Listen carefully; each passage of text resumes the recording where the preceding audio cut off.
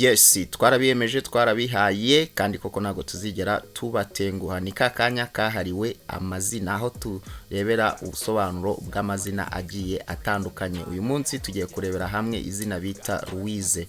Louise ni wa muntu ugira ubuntu ariko ubwo buntu bwe akabugira ku muntu uzamwishyura. Ahorana morali, arasabana kandi akaba ari n'umunyabwenge. Ikindi ahora ashaka ubwiza kandi akaba ari wa muntu ukora ikintu ari uko yabanje kugitekerezaho.